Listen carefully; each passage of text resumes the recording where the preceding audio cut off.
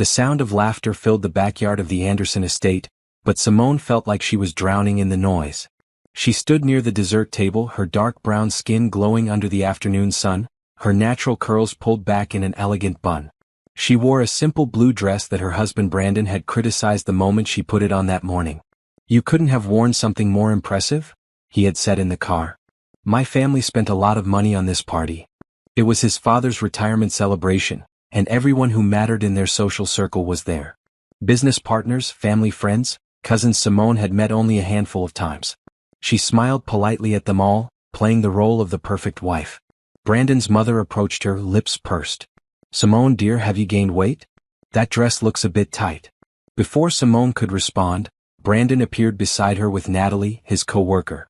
Natalie's hand lingered too long on his arm, her laugh too loud at his jokes. Simone had known about them for 6 months. Every text message. Every hotel receipt. Every lie.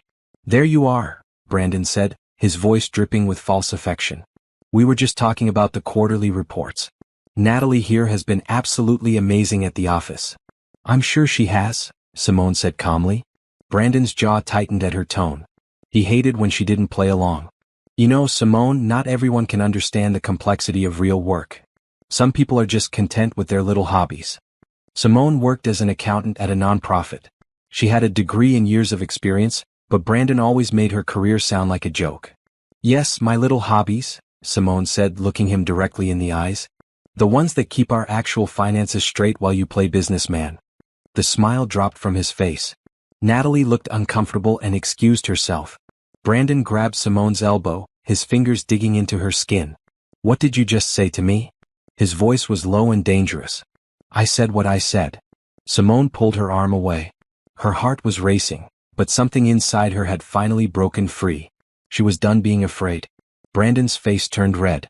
His family was watching now, conversations dying down around them. "You ungrateful, after everything I've given you, everything my family has done for you? Everything you've given me?" Simone's voice carried across the yard now. "You mean the lies? The cheating? The way you steal from your own father's company?" The gasp came from Brandon's father. But Brandon wasn't listening anymore. His hand came up fast, and before anyone could react, he hit her across the face. Simone's head snapped to the side. Pain exploded across her cheek. She tasted blood from her split lip. The entire party went silent. Someone screamed. Brandon's brother rushed forward and grabbed Brandon's arms. "Are you insane?" his brother shouted. Simone straightened slowly, touching her bleeding lip with her fingers.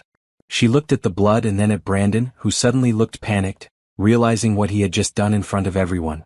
"Simone, he started. "Check your phones," she said calmly, her voice steady despite the pain. She looked around at all the guests, at Brandon's parents, at his siblings and cousins and business partners. "All of you, check your phones right now." She had scheduled the emails to send at exactly 3:30. It was 3:32. Around the yard, phones started buzzing. One after another, a symphony of notifications. People pulled out their phones, confused. Then their faces changed. Horror. Disgust. Brandon's father stared at his screen, his face going white. "What is this?" "That," Simone said, wiping blood from her chin, "is the truth.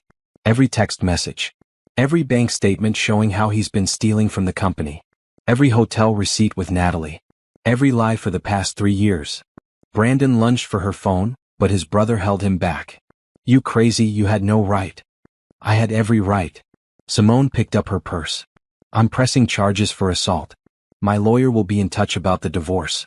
"And Brandon? I moved out 3 weeks ago. Everything I own is already gone. You just never noticed because you were too busy with Natalie." She turned to walk away, her legs shaking but her head high. Behind her, chaos erupted. Brandon's mother was crying. His father was shouting. Someone was calling the police. Natalie stood frozen near the pool, her own phone in her hand. Her husband was at this party too. He was staring at his phone, then at her, then at Brandon. The look on his face said everything. Simone walked through the gate to where her car was parked on the street. Her bags were already packed in the trunk just in case. She had planned for this moment for 6 months. Every detail. Every piece of evidence. Every step of her escape. As she drove away, she saw police cars turning onto the street, heading toward the Anderson estate. She didn't look back. Her face hurt. Her hands were shaking. But for the first time in 3 years she could breathe. She was finally free. 6 months earlier, Simone had been folding laundry when Brandon's other phone buzzed. The one he thought she didn't know about. She had found it 2 weeks prior, hidden in his gym bag.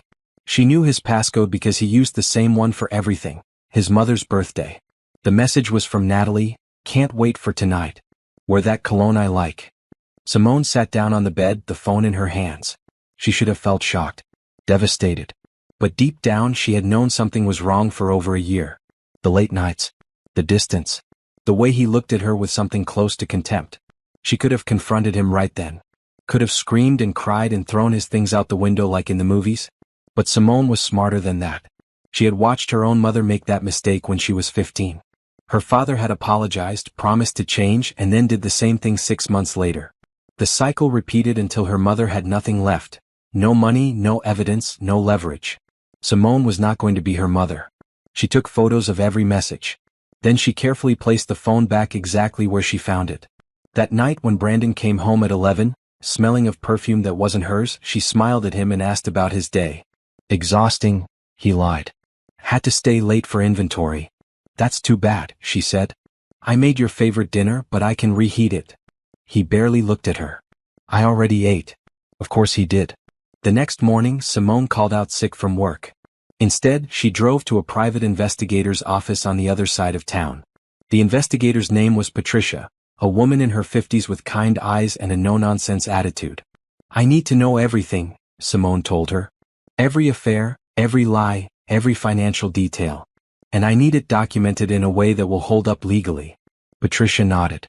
"This isn't my first time helping someone prepare for a divorce. Give me 2 months and I'll give you everything you need." Took 3 months, not 2.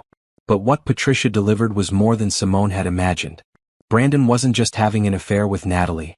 There had been someone else 2 years ago, a woman from his gym. That affair had lasted 8 months before she moved to another state. The financial fraud was worse. Brandon had been skimming money from his father's company for over a year, hiding it in accounts under fake business names. He had opened credit cards in Simone's name without her knowledge, running up thousands in debt.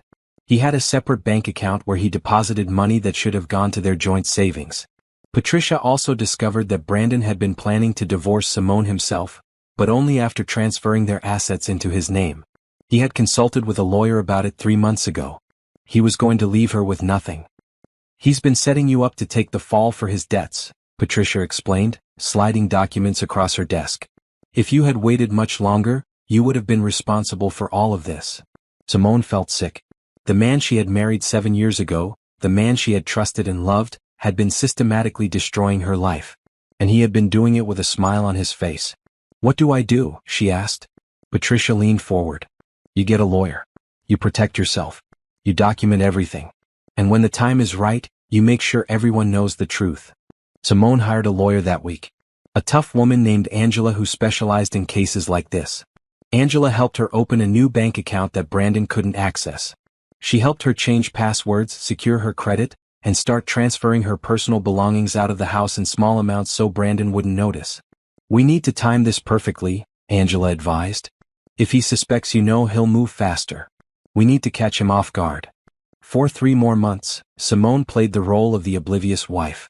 She smiled at Brandon across the dinner table. She laughed at his jokes. She attended his family functions. All while she was quietly building her case piece by piece. She found a small apartment across town and paid the deposit in cash. She started moving her important documents: birth certificate, passport, jewelry that belonged to her grandmother. She moved her clothes out one bag at a time, leaving just enough in the closet that Brandon wouldn't notice. She set up a new email account and forwarded all the evidence there. Bank statements, text messages, photos, videos. Patricia had been thorough. Every hotel visit was documented with timestamps and photos. Every suspicious transaction was highlighted and explained. The hardest part was watching Brandon with Natalie. They were bold about it now, thinking Simone was too stupid to notice. At a company party, Simone watched them dance together, their bodies too close. Natalie's husband was there too, talking to other colleagues, completely unaware. Simone felt sorry for him. He would learn the truth soon enough. She also discovered that Brandon talked about her to Natalie. Patricia had managed to record some of their conversations. Hearing Brandon call her boring and useless to another woman cut deeper than she expected. But it also fueled her determination. He thought she was weak. He thought she would never leave. He thought he could do whatever he wanted without consequences. He was wrong. 2 weeks before the party, Simone moved the last of her things out. She told Brandon she was going to visit her sister for the weekend. Instead, she spent those 3 days making her new apartment feel like home. She bought new furniture, hung up pictures, and filled the refrigerator with food she actually liked. When she came back, Brandon barely acknowledged her return. He was too busy texting Natalie about their next meeting. Perfect. Simone sat down at her computer and began composing emails. One for every member of Brandon's family. One for his business partners. One for Natalie's husband. One for Brandon's boss. She attached all the evidence, carefully organized by category. Affair evidence. Financial fraud. The consultation with the divorce lawyer where he explicitly discussed hiding assets from her. She scheduled them all to send at 3:30 on the day of the retirement party. She wanted an audience when the truth came out. She wanted everyone who had ever looked down on her or dismissed her to see exactly who Brandon really was. She also filed paperwork to press charges for identity theft related to the credit cards. She filed a report with his father's company about the fraud. She made sure everything was ready to go the moment she gave the signal. All she had to do now was wait. And survive one more party. The police arrived at the Anderson estate at 3:45. Simone was already 15 minutes away, heading toward her new apartment. Her phone was exploding with calls and messages, but she didn't look at any of them. She had turned off notifications from Brandon months ago. She did, however, receive a text from Angela, her lawyer. "Are you safe?" "Yes," Simone typed back while stopped at a red light. "I'm heading home now." "Good. Don't answer any calls from him or his family. Everything goes through me from now on. The police have your statement from the party. We'll file a restraining order first thing Monday morning." Simone pulled into the parking lot of her new building and sat in her car for a moment. Her face was swelling where Brandon had hit her. She would need to take photos for the evidence, ice it, maybe go to urgent care for documentation. But right now she just needed to breathe. She grabbed her purse and went inside. Her apartment was on the 3rd floor, a one-bedroom with big windows that let in lots of light. It was smaller than the house she had shared with Brandon, but it was hers. Every piece of furniture, every decoration, every dish in the cabinet, she had chosen it all herself. She locked the door behind her, put her bag down, and walked to the bathroom. In the mirror, she looked at her reflection. Her lip was split and swollen. A bruise was already forming on her cheek. But her eyes were clear. For the first time in years, she recognized the woman looking back at her. Her phone rang. It was her sister, Monique. "Oh my God, are you okay?" Monique said the moment Simone answered. "I saw the emails. Girl, I'm on the next flight out there." "I'm okay," Simone said, and she meant it. "It's done. It's finally done." "Did he really hit you in front of everyone?" "Yes." Monique swore. "Good thing I wasn't there. I would have beaten him myself." "Are you pressing charges?" "Already done. I gave my statement to the police at the party. Angela is handling everything else." "Where are you now?" "My new apartment.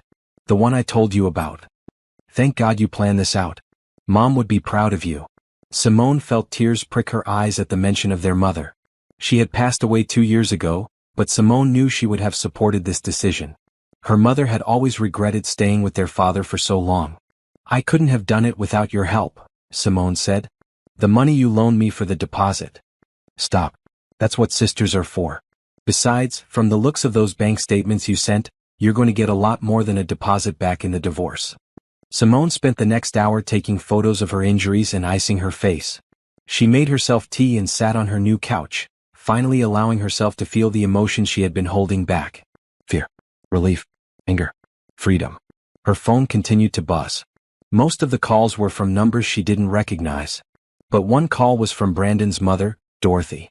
After a moment of hesitation, Simone answered. "Simone," Dorothy's voice was shaking. "I'm so sorry. I had no idea. If I had known." "It's not your fault," Simone said quietly. "He's my son and I raised him better than this. The things I saw on those documents. The way he spoke about you. I'm ashamed. Mrs. Anderson. Please don't be polite to me right now. You have every right to hate all of us. We saw the signs and we looked the other way. He hit you, Simone. In front of everyone. And instead of stopping him sooner, we just made excuses for his behavior." Simone didn't know what to say. "I want you to know," Dorothy continued, "that we will support you in pressing charges. My husband has already contacted the police about the fraud. Brandon is going to face consequences for what he's done. Real consequences. Thank you, Simone whispered. After they hung up, Simone felt strangely empty.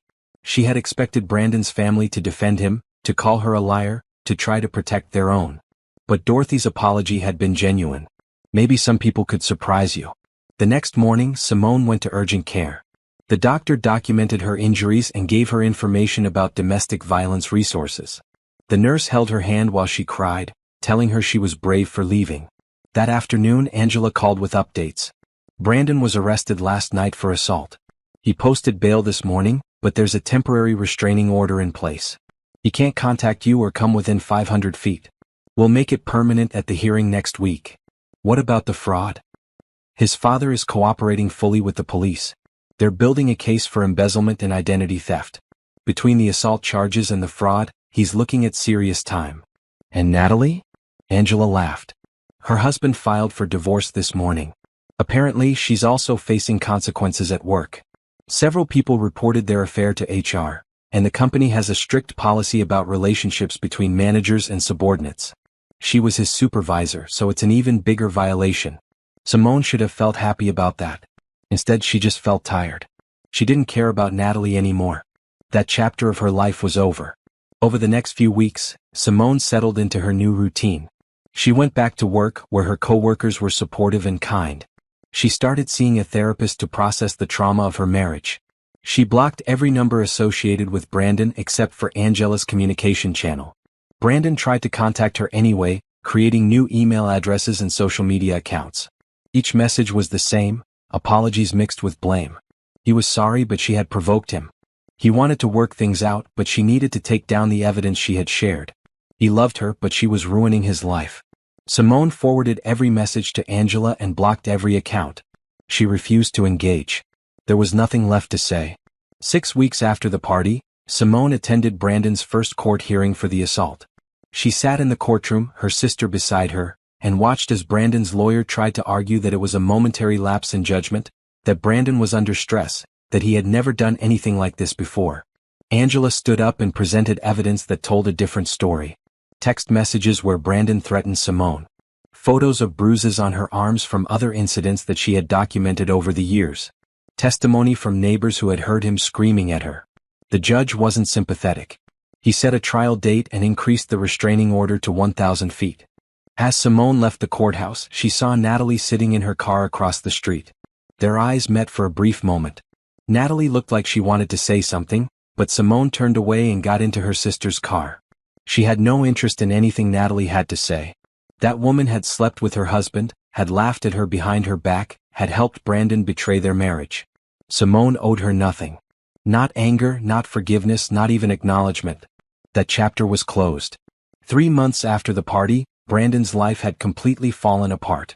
Simone knew this not because she was keeping tabs on him, but because the consequences of his actions were so public that she couldn't help but hear about it. He had been fired from his father's company after the fraud investigation revealed he had stolen over $200,000 over 18 months. His father had pressed charges, refusing to protect him anymore. The family business had a reputation to maintain, and Brandon had tarnished it. The assault case went to trial. Simone had to testify, which was one of the hardest things she had ever done. She sat in that witness box and described the years of emotional abuse, the gaslighting, the way Brandon had slowly isolated her from her friends and family. She described the moment he hit her, the shock and pain, the blood on her lips. Brandon's lawyer tried to make her seem vindictive, suggesting she had planned everything to ruin his life. Angela objected immediately. "Your Honor," Angela said firmly, "the defendant committed assault in front of 40 witnesses. My client's preparation for divorce doesn't change the fact that he hit her." The jury deliberated for less than 2 hours. Guilty. Brandon received 6 months in jail for assault, with credit for time served and 2 years probation. The fraud charges were still pending, but his lawyer was trying to negotiate a plea deal. Either way, he was looking at more time. Simone felt nothing but relief when the verdict was read. She had been nervous he would get away with just a slap on the wrist. But justice for once had been served. Natalie's life wasn't going much better. Her husband had been granted full custody of their 2 children after it came out that she had been spending marital funds on hotel rooms and gifts for Brandon. She had been demoted at work and was now desperately trying to find a new job. No one in their industry wanted to hire someone with her reputation. Simone heard about this from Dorothy, who still called occasionally to check on her. The older woman seemed genuinely remorseful about everything that had happened. "I keep thinking about all the times I made excuses for him," Dorothy said during one of their calls. "All the times I told you that you were being too sensitive or that you didn't understand how stressful his job was. I enabled him. I'm so sorry." "You didn't know," Simone said, though she appreciated the apology. "I should have known. A mother should know." They talked for a while longer before hanging up. Simone genuinely liked Dorothy, but she kept their relationship at a distance.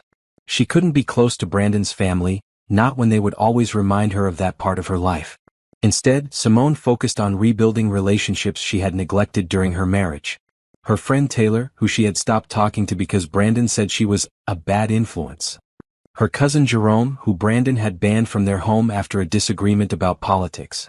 Her college roommate Patricia, not the investigator, different Patricia, who had reached out multiple times over the years only to be ignored. Simone called each of them and apologized for disappearing. To her surprise and gratitude, they all understood. "Girl, we knew something was wrong," Taylor said when they met for coffee. "But every time we tried to talk to you about it, you defended him. We didn't want to push you away even more." "I was so stupid," Simone said. "No. You were abused. There's a difference. And look at you now, you got out. You protected yourself. You're free. That takes strength, not stupidity." Simone started going out more. She joined a book club. She took a painting class at the community center, something she had always wanted to try but Brandon had said was a waste of time. She discovered she loved it, the feel of the brush on canvas, the way colors blended together, the freedom to create something beautiful. Her therapist, Dr. Campbell, encouraged her to explore hobbies and interests that were just for her. "You spent so many years making yourself smaller to fit into Brandon's life," Dr. Campbell said during one session. "Now you get to figure out who Simone is when she's not trying to please someone else." It was strange at first. Simone had been with Brandon since she was 23 years old. She had spent her entire adult life as his wife. Now, at 30, she had to learn who she was as an individual. She learned that she liked spicy food, which Brandon had refused to eat. She learned that she preferred quiet nights reading to loud parties. She learned that she had opinions about politics and art and music that she had suppressed for years because they didn't match Brandon's. She also learned that she was stronger than she thought. Every day that she woke up in her own apartment, made her own choices, and didn't have to worry about Brandon's mood or criticism, that was a victory. 4 months after the assault, the divorce was finalized. Angela had fought hard, and Simone got a fair settlement. Half of their joint savings, which Brandon hadn't managed to hide. Her own car fully paid off. And most importantly, freedom from any of his debts. The credit cards he had opened in her name were his responsibility now. The day the divorce papers were finalized, Simone took herself out to dinner at a nice restaurant. She ordered an expensive bottle of wine and the lobster she had always wanted to try but Brandon said was too much money. She sat alone at her table eating slowly, savoring every bite. She wasn't lonely. She was free. Her phone buzzed with a text from Monique. "It's official?" "Yes. I'm a free woman. Celebrate big, sis. You earned it." Simone smiled and took another sip of wine. She had earned it. Every moment of planning, every day of playing pretend, every ounce of courage it took to walk away, it had all been worth it. Brandon had tried to break her, but she had broken free instead. Summer arrived, bringing longer days and a sense of renewal that Simone hadn't felt in years. 6 months had passed since that day at the Anderson estate, and her life looked completely different now. She had gotten a promotion at work, moving from accountant to senior financial analyst. Her boss had pulled her aside one day and told her that her attention to detail and dedication hadn't gone unnoticed. The raise that came with the promotion meant she could finally afford to buy some real furniture for her apartment instead of the second-hand pieces she had been using. But more than the money, Simone appreciated the recognition. For so long, Brandon had made her feel like her work didn't matter, like she wasn't successful or important. Hearing her boss praise her skills felt like validation of everything she had been through.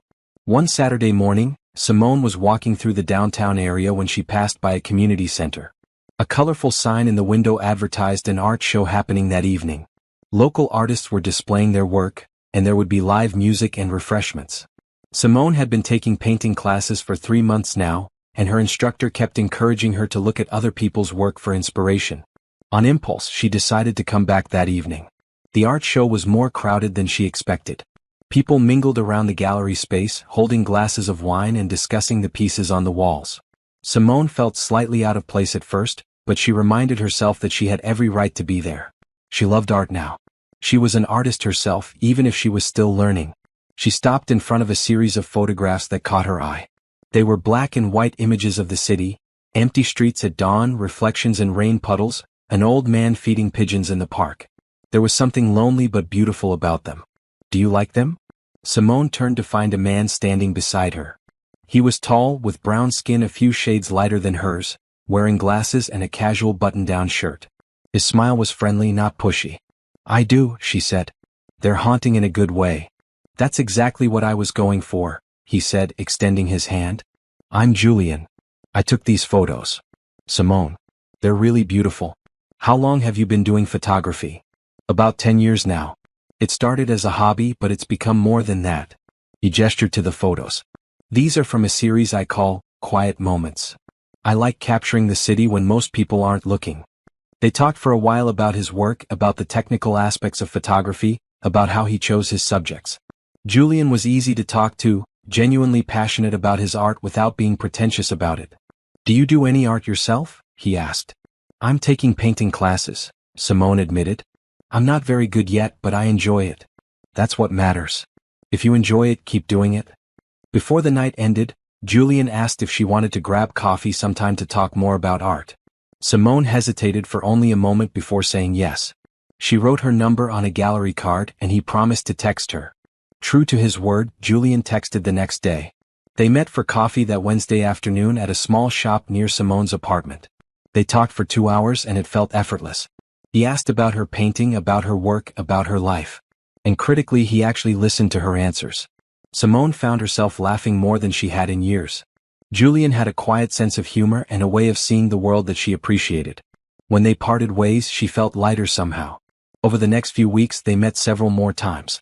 Sometimes for coffee, sometimes to visit galleries around the city, once to a photography exhibit at the museum. Julian never pushed for more than friendship, which Simone appreciated. She wasn't ready for anything complicated. One evening, they were sitting in a park watching the sunset when Julian asked, "Can I ask you something personal?" "Sure. You seem like you're healing from something. You don't have to tell me what, but I just want you to know that I see it. And I respect whatever boundaries you need." Simone was quiet for a moment. She hadn't told Julian about Brandon or the divorce. She had kept those conversations focused on the present and future, not the past. "I got divorced recently," she said finally. "It wasn't a good marriage. I'm still figuring out who I am outside of that." Julian nodded. "That takes courage. Leaving something that isn't good for you, even when it's scary. Some days I feel brave. Other days I just feel tired. Both are valid." They sat in comfortable silence for a while, watching the sky turn orange and pink. Simone realized that this was what friendship should feel like: easy, supportive, without expectation or demand. At her painting class the following week, her instructor asked if anyone wanted to submit work for a student showcase happening next month. Simone immediately shook her head. She wasn't good enough for that. But after class, the instructor pulled her aside. "Simone, I really think you should consider it. Your work has improved so much and I think people would respond to it." "I don't know. Just think about it. You have a week to decide." That night, Simone looked at the paintings she had completed over the past few months. There were abstract pieces with bold colors. A landscape of the park near her apartment. A self-portrait that she had been scared to start but ended up loving. She texted Julian, "Do you think I should submit my paintings to a student showcase?" His response was immediate, "Absolutely yes. Why wouldn't you? What if people don't like them? What if they do? Besides, art isn't about everyone liking it. It's about expressing yourself. You deserve to be seen, Simone." The next morning, she brought 3 of her paintings to class and told her instructor she wanted to participate. The showcase would be in 3 weeks. Simone threw herself into preparation. She chose her best pieces, had them properly framed, and practiced what she would say if anyone asked about her work. Julian offered to take professional photos of her paintings for her portfolio, which touched her more than she expected. "You're a good friend," she told him one evening while he was photographing her work in her apartment. "So are you," he said, adjusting his camera angle. "I'm glad I met you, Simone." "Me too." The night of the showcase, Simone was terrified. What if no one looked at her work? What if they did and thought it was terrible? What if Brandon somehow found out and showed up to ruin it? But when she arrived at the gallery, Julian was already there waiting for her. He had dressed up for the occasion and brought her flowers. "For good luck," he said, handing them to her. "You didn't have to do this. I wanted to." Throughout the evening, people stopped to look at her paintings. Some moved on quickly, but others stayed for a while. One woman asked detailed questions about her technique. A man asked if her pieces were for sale. "They are," Simone said, surprised. "I hadn't really thought about selling them." "Well, I'd like to buy this one," he said, pointing to her landscape. "It reminds me of early mornings with my grandmother." Simone sold 2 paintings that night. But more importantly, she felt proud. Proud of her work, proud of how far she had come, proud that she had been brave enough to show up at all. After the showcase ended, Julian walked her to her car. "You were amazing tonight," he said. "Thank you for being here. It meant a lot. I wouldn't have missed it." There was a moment where they just looked at each other and Simone felt something shift. Not quite attraction yet, but the beginning of something. The possibility of more. But she wasn't ready, and somehow Julian understood that without her having to say it. "See you next week?" he asked. "Definitely." As Simone drove home, she realized that she was genuinely happy. Not happy despite everything that had happened with Brandon, but happy because of what she had built for herself. She had a job she enjoyed, friends who supported her, art that fulfilled her, and the freedom to make her own choices. Brandon had tried to keep her small and controlled. But she had grown beyond anything he could have imagined. And this was just the beginning. Fall arrived with cooler temperatures and changing leaves. Simone had been divorced for 8 months now, and she barely thought about Brandon anymore. When she did, it was with detachment, like remembering a bad movie she had watched years ago. Her friendship with Julian had deepened over the summer. They spent at least one evening a week together, sometimes more.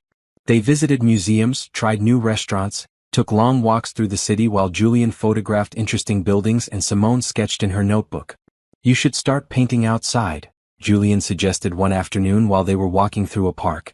"The natural light is so different from studio lighting. It would challenge you in a good way." "I'd be too self-conscious," Simone admitted. "Everyone watching me work. Most people are too wrapped up in their own lives to pay attention. And the ones who do watch are usually just curious or impressed. Give it a try. I'll come with you for moral support." The next weekend, they went to the park with Simone's portable easel and paints. She set up near a pond and tried to capture the way the water reflected the autumn trees. At first, she was hyper-aware of every person who walked past. But after a while, she got lost in the work and forgot to be self-conscious. Julian took photos of her painting, which he later showed her. "You look so focused and content," he said. "This is who you are." Simone looked at the photo. Her hair was pulled back in a scarf, her old jeans splattered with paint, completely absorbed in her canvas. She barely recognized herself, not because she looked different but because she looked free. In October, her lawyer called with news about Brandon's fraud case. "He took a plea deal," Angela said. 2 years in prison followed by 3 years probation. He has to pay full restitution to his father's company plus fines. It's done. How do you feel about that? Angela asked. "Relieved," Simone said honestly. "I'm glad I don't have to testify again. I just want to move forward." "You've done that remarkably well. I'm proud of you, Simone." After hanging up, Simone called her sister with the news. 2 years isn't enough for what he did, Monique said. "But at least he's facing consequences." "That's all I needed," Simone said. "I don't need revenge anymore. I just needed to be free, and I am." At work, Simone was asked to lead a major project analyzing the financial efficiency of their nonprofits programs. It was high profile and challenging, exactly the kind of opportunity she had wanted. She threw herself into the work, collaborating with different departments and presenting her findings to the board of directors. Her presentation was a success. The executive director pulled her aside afterward. "That was impressive work, Simone. Have you ever considered moving into a director-level position? We'll have an opening next year, and I think you'd be perfect for it." Simone felt a surge of pride. "I'd definitely be interested in discussing that." She celebrated that night with Julian at her favorite Italian restaurant. Over pasta and wine, she told him about the potential promotion. "That's amazing," he said, raising his glass. "You deserve all of this success. It feels surreal sometimes. A year ago, my life was falling apart. Now everything is coming together in ways I never expected." That's what happens when you're brave enough to choose yourself. They talked late into the evening, and when Julian walked her to her car, He hesitated before saying goodbye. Simone, can I tell you something? Of course. I really enjoy spending time with you. More than I've enjoyed anyone's company in a long time. And I don't want to pressure you or make you uncomfortable, but I need you to know that my feelings for you have become more than friendship. Simone's heart skipped. She had known this moment was coming. She had felt the shift between them too. Julian? You don't have to say anything now, he interrupted gently. I know you're still healing. I know you need time. I'm not going anywhere. I just wanted to be honest with you. Simone looked at him, really looked at him. Julian, who had shown up to her art showcase with flowers. Who encouraged her dreams without trying to control them. Who listened when she talked and respected her boundaries. Who made her laugh and think and feel safe. I have feelings for you too, she admitted. But I'm scared. My judgment was so wrong before. What if? What if you're wrong again? Julian finished. That's a valid fear. But Simone, I'm not Brandon. I would never hurt you the way he did. And I'm willing to take this as slowly as you need to. What does that look like? Whatever you want it to look like. We can keep things exactly as they are. Or we can explore this carefully at your pace. I'm not going to rush you or push you into anything. Simone felt tears prick her eyes, but they were good tears. Okay, she whispered. Let's see where this goes. Slowly. Julian smiled and gently squeezed her hand. Slowly works for me. Over the next few weeks, their relationship shifted. Not dramatically but subtly. Julian would hold her hand while they walked. They would sit closer together on the couch while watching movies. He would kiss her forehead when saying goodbye. It was sweet and careful and everything Simone needed. There was no pressure, no demands. Just two people choosing each other at a pace that felt right. In November, Simone's painting instructor asked if she would be interested in teaching a beginner's class starting in January. Me? Teach. Simone was shocked. You're a natural. You're patient, encouraging, and you've developed your own style. I think you'd be great at it. Simone agreed to think about it. That evening, she talked it over with Julian and Taylor, who had become good friends now that Simone wasn't isolated anymore. Of course you should do it, Taylor said. You love painting. Why not share that with other people? What if I'm not good enough? Julian shook his head. You need to stop saying that. You are good enough. You've always been good enough. Brandon just spent years convincing you otherwise. He was right. Simone had spent so long being told she wasn't talented, wasn't smart enough, wasn't anything special. It had become her default belief about herself. But it wasn't true. She called her instructor the next day and accepted the teaching position. December brought the holidays, which Simone had been dreading. Last year at this time, she had been planning her escape, counting down the days until she could leave Brandon. The year before that, she had been miserable, pretending everything was fine while Brandon criticized everything from her cooking to her gift choices. This year was different. She spent Christmas with Monique, who had flown in for a week. They cooked together, watched movies, and stayed up late talking about everything and nothing. Julian came over on Christmas Eve with homemade cookies and a gift, a professional set of painting brushes. Julian, this is too much, Simone protested, but she was touched. You're worth it, he said simply. On New Year's Eve, Simone stood on Julian's apartment balcony watching fireworks over the city. He stood behind her, his arms wrapped around her waist, and she leaned back against him, feeling safe and content. This year is going to be even better, he whispered in her ear. I believe you, she said. And for the first time in years she genuinely did. January came with fresh snow and new beginnings. Simone started teaching her beginner painting class at the community center. She had 8 students ranging from a nervous 18-year-old to a retired teacher in her 60s. Watching them discover their own creativity filled Simone with a joy she hadn't expected. You're a natural at this, Julian said after sitting in on one of her classes. The way you encourage people without being condescending, it's a gift. I just remember how scary it was when I started. I want them to feel safe making mistakes. Her relationship with Julian continued to grow. They had been dating for 3 months now, though they still hadn't defined exactly what they were. Simone appreciated that Julian never pushed for labels or commitments before she was ready. One evening in late January, Julian invited her to a gallery opening where his photographs were being featured. It was a bigger deal than the community show where they had met, a professional gallery in the downtown arts district. Simone bought a new dress for the occasion, a deep burgundy that made her brown skin glow. When Julian picked her up, the look on his face made her blush. You're beautiful, he said simply. Thank you. You clean up pretty well yourself. The gallery was packed with people. Julian's photographs lined 2 entire walls, his Quiet Moments series plus some new work that Simone hadn't seen before. These were portraits of everyday people caught in unguarded moments. A woman laughing at a bus stop. A man reading in a coffee shop. An elderly couple holding hands in the park. These are incredible, Simone breathed, studying each one. They're about connection, Julian explained, standing beside her. About the beauty in ordinary moments when people forget to perform for the camera. A critic from the local arts magazine approached them, asking Julian questions about his process and inspiration. Simone stepped back to give them space, but Julian pulled her forward. This is Simone. She's a painter and teacher. Her perspective on art has influenced a lot of my recent work. The critic asked Simone a few questions about her own art, and they talked for several minutes before moving on to speak with other artists. You didn't have to do that, Simone said after the critic left. Do what? Include me like that. This is your night. Julian took her hand. Simone, you're part of my life. I want you there, not just physically but in every way. You matter to me. Something shifted in Simone's chest. She had been so focused on protecting herself, on taking things slowly, that she hadn't fully acknowledged how much Julian had come to mean to her. Later that night, after the gallery opening, they went back to Julian's apartment. They sat on his couch with mugs of tea, and Simone found herself studying his face in the lamplight. What are you thinking? Julian asked softly. I'm thinking that I'm falling for you, she admitted. And it scares me. Why?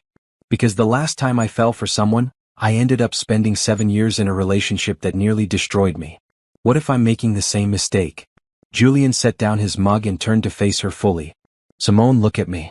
Do I make you feel small? No. Do I criticize your dreams or tell you your interests don't matter? No. Do I try to control who you spend time with or how you spend your money or what you wear? No. You're nothing like him. Exactly. I'm not Brandon. And you're not the same person you were when you met him. You're stronger now. You know what you deserve. And if I ever treat you with anything less than respect and care, I trust you to walk away. Simone felt tears slide down her cheeks. I don't want to be afraid anymore. Julian wiped her tears gently with his thumb. Then don't be. Trust yourself. Trust me. Trust that this is different. Okay, she whispered. He leaned forward slowly, giving her time to pull away if she wanted. But she didn't. She met him halfway, and when their lips touched, it felt like coming home. The kiss was gentle and sweet and full of promise. When they pulled apart, Julian rested his forehead against hers. I love you, Simone. I have for a while now. You don't have to say it back. I love you too, she interrupted, and saying it felt like freedom. They stayed up late that night, talking about their pasts and their hopes for the future. Julian told her about his last relationship that had ended 3 years ago, about the work he had done on himself since then. Simone told him more details about her marriage to Brandon, things she had been too ashamed to share before. He made me feel worthless, she said. Every day, in 1,000 small ways, he chipped away at my confidence until I couldn't remember who I used to be. But you found yourself again, Julian said. That takes incredible strength. Some days I still feel broken. You're not broken. You're healing. There's a difference. Over the next few weeks, Simone felt lighter than she had in years. She was in love with a man who actually loved her back, who supported her dreams instead of crushing them, who made her feel beautiful and smart and valued. Her art was improving rapidly. She sold 3 more paintings through a local gallery that had agreed to display her work. Her painting classes were so popular that the community center asked her to teach a second session. At work, she was officially offered the director position she had been hoping for. It would start in 6 months, giving her time to transition and train her replacement. Everything was falling into place. In early March, Dorothy called Simone. They hadn't spoken in several weeks. I wanted you to hear this from me, Dorothy said. Brandon is being released early for good behavior. He'll be out next month. Simone felt her stomach drop, but not from fear. Just from the unpleasantness of knowing he would be back in the world. Okay. Thank you for telling me. He has to stay away from you. The restraining order is still active. And honestly, Simone, I don't think he'll bother you. He knows he messed up his entire life. His father won't let him back in the business. Most of his friends have abandoned him. I think he's just trying to figure out how to survive. I hope he gets the help he needs, Simone said, and she meant it. But I don't want any part of his life. I understand. I just wanted to make sure you knew. After they hung up, Simone called Julian and told him about Brandon's upcoming release. How do you feel? He asked. Honestly, I don't feel much of anything. He's not my problem anymore. I've moved on. Do you want me to come over? No, I'm okay. I'll see you tomorrow for our museum date. But that night, alone in her apartment, Simone did think about Brandon. Not with anger or pain, but with a sort of distant pity. He had everything, a wife who loved him, a good job, a family that supported him. And he threw it all away for affairs and fraud and violence. Meanwhile, she had nothing when she left him. No money, no apartment, no safety net except her own determination. And she had built a life that was better than anything she could have imagined. She had won. Not by destroying him, he had done that himself. She had won by choosing herself, by refusing to stay small, by building something beautiful from the ashes of her old life. Whatever Brandon did with his second chance was his business. Simone was focused on her own future, and it was bright. Brandon was released from prison on April 15th. Simone knew because Dorothy called to tell her, though she had already marked the date on her calendar. Just in case. The first week passed without incident. Then the second week. Simone started to relax, thinking maybe Brandon had actually learned something from his time in prison. Then, on a Tuesday afternoon, Natalie showed up at Simone's workplace. Simone was leaving for lunch when she saw her standing in the parking lot.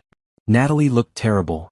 Her hair was pulled back in a messy ponytail, her clothes were wrinkled, and she had dark circles under her eyes. She looked desperate. Simone, please, I just need to talk to you, Natalie called out.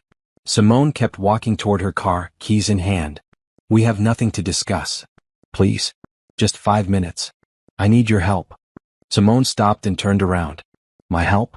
Are you serious right now? I know what I did was wrong. I know I hurt you. But I've lost everything, my kids, my career, my marriage. Brandon is out now and he's been contacting me and I'm scared. Stop, Simone said firmly. I don't care what Brandon is doing. I don't care what happens to you. You made your choices and now you're living with the consequences. That's not my problem. But you understand what he's like. You know how manipulative he can be. Then call the police. Get a restraining order. Ask his mother for help. I don't care what you do, but leave me alone. Simone got into her car. Natalie grabbed the door before she could close it. Please, I'm begging you. Let go of my door or I'm calling security. Natalie stepped back, tears streaming down her face. Simone closed the door, locked it, and drove away. Her hands were shaking, but not from fear. From anger that Natalie had the nerve to show up at her job, to ask for help after everything she had done. When Simone got to the restaurant where she was meeting Taylor for lunch, she told her friend what happened. The audacity, Taylor said, shaking her head. After she slept with your husband, she wants you to help her? Absolutely not. I felt guilty for a second, Simone admitted. What if he actually hurts her? That's not your responsibility. She can call the police like anyone else. You don't owe her anything, Simone. Not sympathy, not help, nothing. Taylor was right. Simone had spent enough of her life taking care of other people's problems. Natalie and Brandon had destroyed each other's lives together. They could figure out how to deal with the aftermath together without involving her. That evening, Simone filed a police report about Natalie showing up at her workplace. The officer who took her statement was sympathetic. Given your history with her and your ex-husband, we can help you get a restraining order against her too if she contacts you again, he said. Yes, please. The restraining order was approved within a week. Simone felt safer knowing that legally both Brandon and Natalie had to stay away from her. A few days later, Dorothy called again. I heard about Natalie showing up at your work, she said. I'm so sorry. I've also heard that Brandon has been trying to contact you through fake social media accounts. I haven't seen anything, Simone said. I blocked everything related to him a long time ago. Good. Simone, I want you to know something. His father and I, we're cutting him off. Completely. He's had every chance to change and he refuses to take responsibility for his actions. He's been blaming you for everything that happened, saying you ruined his life. Of course he is. We've told him that until he gets serious about therapy and making real changes, we can't support him. We enabled him for too long. We're not doing that anymore. Thank you for telling me. And Dorothy? I appreciate that you've apologized and tried to make things right. But I need you to understand that I can't have a relationship with you or your family. Brandon will always be your son. I need distance from anything connected to him. There was silence on the line for a moment. I understand, Dorothy said finally. I hope you have a wonderful life, Simone. You deserve it.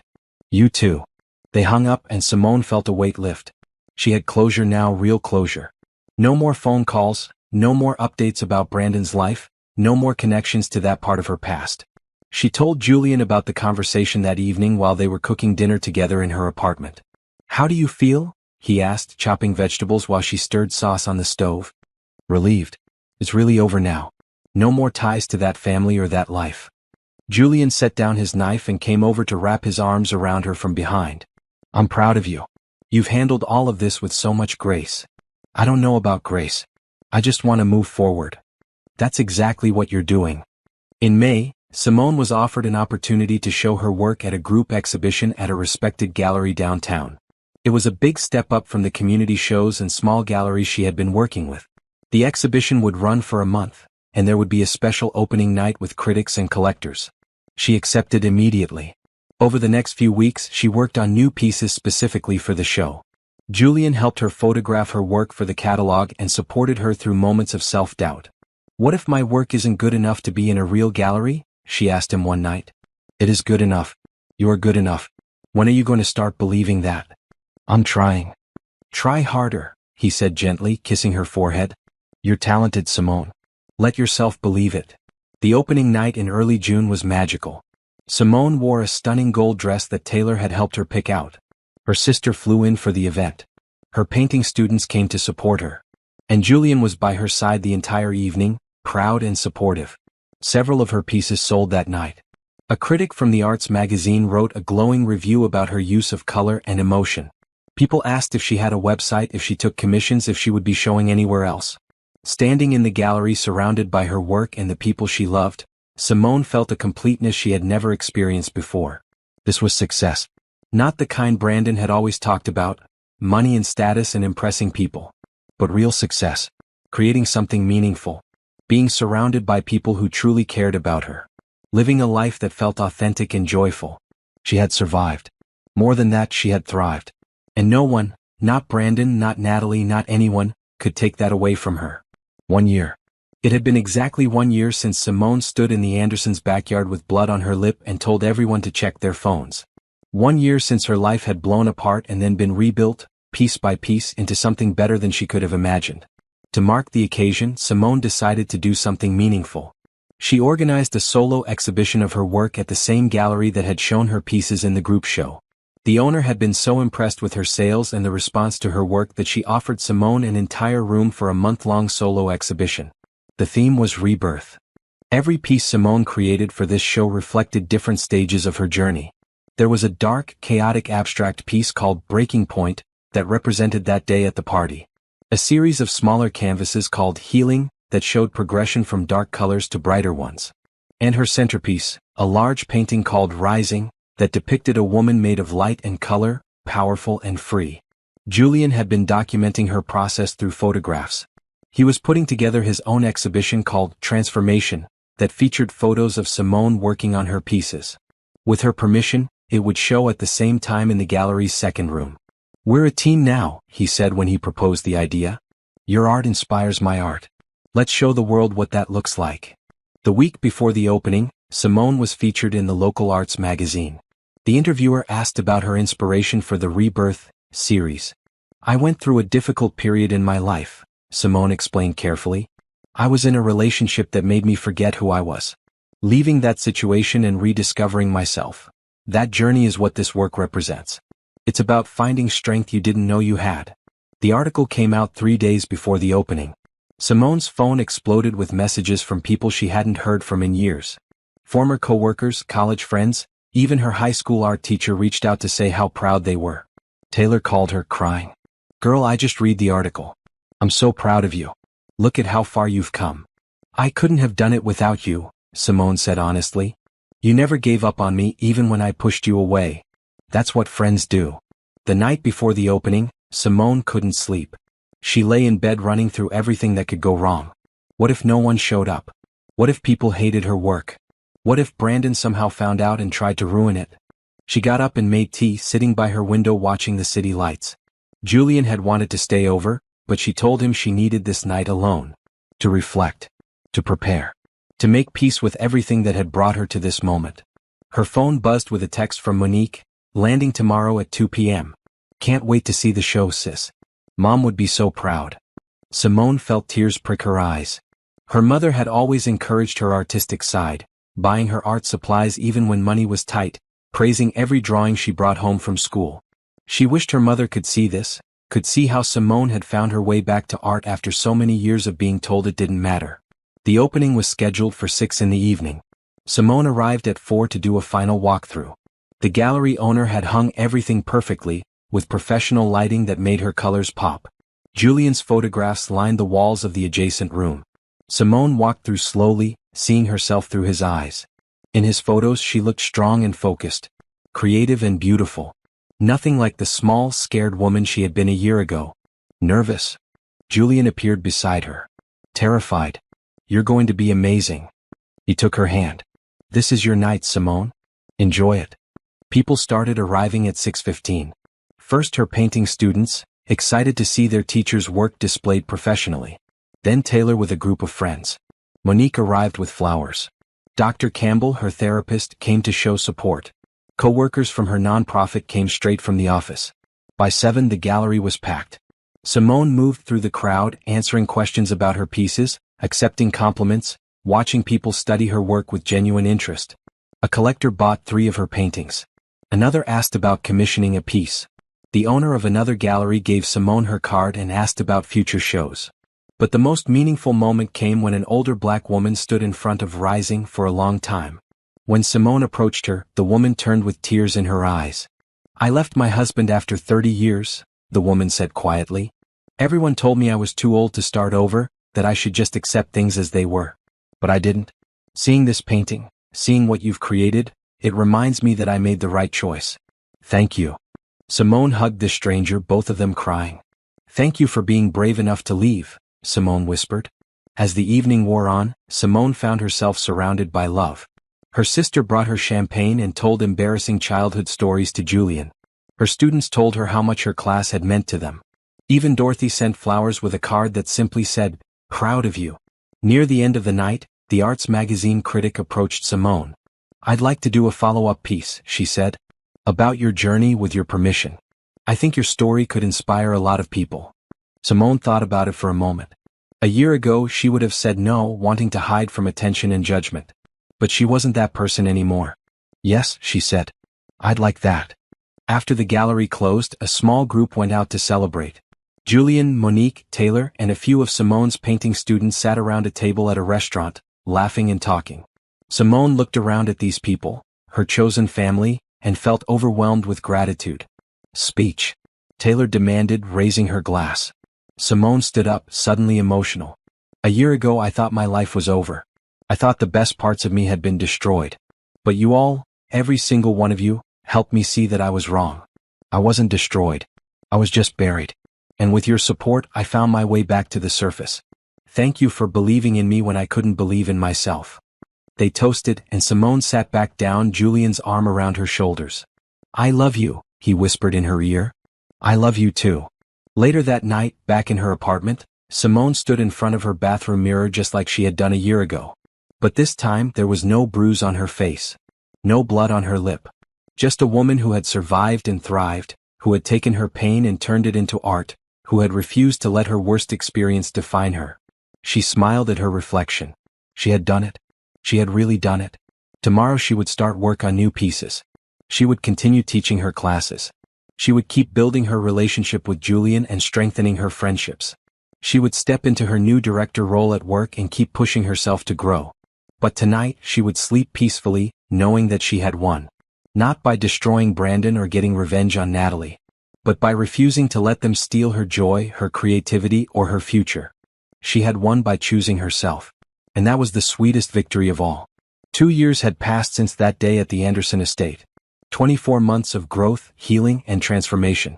Simone barely remembered the woman she had been back then, the one who walked on eggshells, who made herself small, who believed she deserved to be treated poorly. It was a Saturday morning in October, unseasonably warm and beautiful. Simone was meeting Julian for coffee before they headed to set up for her second solo exhibition. This one was at an even more prestigious gallery, and she had pieces that would be shipped to a gallery in New York next month. She pulled into the parking lot of their favorite coffee shop downtown, the one with the big windows and the good espresso. As she was getting out of her car, she noticed someone familiar across the street. Brandon. He was coming out of a discount store, carrying a bag, wearing clothes that looked worn and cheap. He had lost weight, his face looked tired, and there was a slump to his shoulders that she had never seen before. For a moment they made eye contact.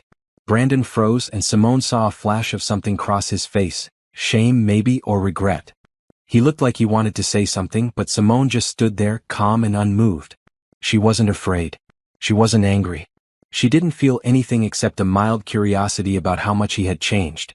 Brandon looked away first, ducking his head and walking quickly in the opposite direction. He didn't approach her. Didn't try to speak. Just disappeared around the corner like a ghost from a past life. Simone watched him go and felt nothing. No satisfaction at seeing how far he had fallen. No pity for what he had lost. He was just a stranger now, someone she used to know in another lifetime. Hey, beautiful. She turned to find Julian walking toward her from his car, coffee carrier in hand. He had picked up their drinks already, knowing exactly how she liked hers. Hey yourself, she said, accepting the coffee and a kiss. You okay? You look a little distracted. I just saw Brandon across the street. Julian tensed slightly. Did he bother you? No. He saw me and walked away. It was nothing. He's nothing. Julian studied her face carefully. How do you feel? Grateful, Simone said honestly. Grateful that I got away. Grateful for everything I have now. Grateful that I'm not stuck in that life anymore. They walked into the coffee shop and found their usual table by the window. Simone told Julian about the final piece she had completed last night for the exhibition. A vibrant, joyful painting called Joy that featured bright colors and dynamic movement. It's my favorite thing I've ever created, she said. It represents where I am now. Finally happy. Finally free. I can't wait to see it, Julian said. Actually, I have something I want to show you too. He pulled out his phone and showed her photos of a storefront space in the arts district. What's this? Simone asked. A potential studio space. It's big enough for both of us. I've been thinking about how we're both working from home, but we could really use dedicated creative spaces. What if we got this together? Your painting area, my photography studio, shared office space. Simone looked at the photos, her heart swelling. You want to share a studio with me? I want to share everything with you. They talked about the logistics, the cost, how they would set it up. It felt right. They had been dating for almost 2 years now, and their lives had naturally intertwined. They stayed at each other's apartments most nights. They collaborated on projects. They supported each other's dreams. I think we should do it, Simone decided. Let's look at it tomorrow after the opening. That evening, the gallery was packed for Simone's second solo exhibition. This one was called Joy, and every piece reflected the happiness and freedom she had found over the past 2 years. Bright colors, dynamic compositions, subjects that celebrated life and beauty and strength. The executive director from her nonprofit came and bought a painting for their office. 3 pieces sold in the first hour. A writer from a national arts publication interviewed her about her work and her journey. Simone moved through the crowd feeling confident and proud. She wore a beautiful dress that she had chosen herself, her natural hair styled in an elegant updo, her makeup perfect. She looked like the successful artist she had become. Halfway through the evening, Monique pulled her aside. Sis, I have to tell you something. I'm moving here. What? Really? My company is opening a branch office in the city, and they asked me to run it. I'll be here by January. We'll finally live in the same place again. Simone hugged her sister tightly, overwhelmed with happiness. Everything was coming together in ways she never could have planned. Near the end of the evening, Julian asked for everyone's attention. I just want to say a few words about the artist, he announced, and Simone felt herself blushing. 2 years ago, I met Simone at a community art show. I was immediately struck by her talent, but more than that, by her spirit. She was rebuilding her life, rediscovering who she was, and choosing to pursue her dreams despite everything she had been through. Watching her grow into the artist and person she is today has been the greatest privilege of my life. He turned to look directly at Simone. You inspire me every single day. Your strength, your creativity, your kindness, everything about you amazes me. I love you, Simone. I love you too, she said, her eyes filling with happy tears. The crowd applauded, and Simone kissed Julian, not caring that everyone was watching. Let them see.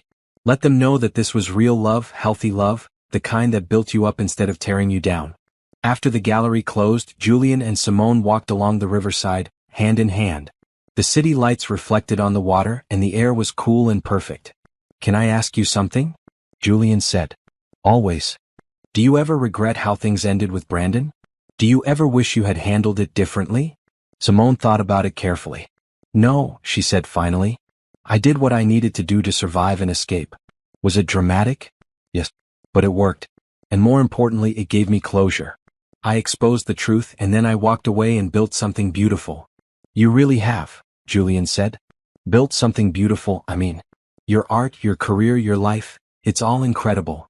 "Our life," Simone corrected. "You're part of this too." They stopped walking and Julian turned to face her. "About that. Simone, I know we've talked about the studio space, but I want to talk about something bigger. I want us to share more than just a studio. I want to wake up next to you every morning. I want to build a life with you, not just as partners in art, but as partners in everything." Simone's heart was racing. "Are you asking me to move in with you?" "I'm asking if we can find a place together. A home. Ours." 2 years ago, the idea of living with someone, of trusting someone with that much of her life, would have terrified Simone. But Julian had proven himself over and over again. He respected her boundaries. He supported her dreams. He loved her without trying to control her. "Yes," she said, smiling widely. "Let's find a home together." Julian picked her up and spun her around, both of them laughing. When he set her down, he kissed her deeply, and Simone felt like she was exactly where she was supposed to be. 3 months later, they moved into a beautiful apartment with high ceilings and lots of natural light. The studio space in the arts district became their creative sanctuary. Monique moved to the city and they had dinner together every week. Simone's art career continued to flourish, with shows in multiple galleries and commissions from collectors. She was even asked to teach a workshop at the local university. At work, she thrived in her director position, implementing new programs and securing major grants for the nonprofit. She mentored younger staff members, remembering how important it had been to have people believe in her. One evening in early spring, almost 3 years after everything had fallen apart and come back together, Simone and Julian hosted a dinner party in their apartment. Taylor was there with her new girlfriend. Monique brought a date. Several of Simone's art students came, along with Julian's photography colleagues. Standing in her kitchen, surrounded by laughter and conversation, preparing food she actually enjoyed, wearing clothes she had chosen, living in a home that reflected her taste, Simone felt a completeness that made her want to cry. Julian appeared beside her, wrapping his arms around her waist. "Happy?" he asked. "So happy," she said. "Sometimes I can't believe this is my life." "Believe it? You earned every bit of it." After everyone left that night, Simone and Julian cleaned up together, working in comfortable silence. When they finished, they stood on their balcony looking out at the city lights. "Do you know what today is?" Simone asked. "Should I?" 3 years ago today, I found Brandon's secret phone. 3 years ago, I started planning my escape." Julian pulled her closer. "Best decision you ever made." "No," Simone corrected, resting her head on his shoulder. "The best decision I ever made was choosing myself. Leaving him was just the first step. Everything that came after, pursuing my art, rebuilding my life, letting myself love again, those were all choices I made because I finally believed I deserved good things." "You deserve everything good," Julian said, kissing the top of her head. They stood there for a long time, holding each other under the stars. Simone thought about the woman she used to be, scared, small, trapped. Then she thought about the woman she had become, confident, creative, free. She had survived. She had healed. She had thrived. And she had done it all by refusing to let anyone else write her story. Brandon was somewhere in the city, living with the consequences of his choices. Natalie was somewhere dealing with hers. But Simone didn't think about them anymore. They were characters from a book she had finished reading long ago. Her story now was about joy, about love, about art, about building a life so beautiful that the past couldn't touch it. She had won. Not through revenge or bitterness, but through the simple act of choosing happiness every single day. And that, Simone thought as Julian led her back inside to their warm, loving home, was the sweetest victory of all.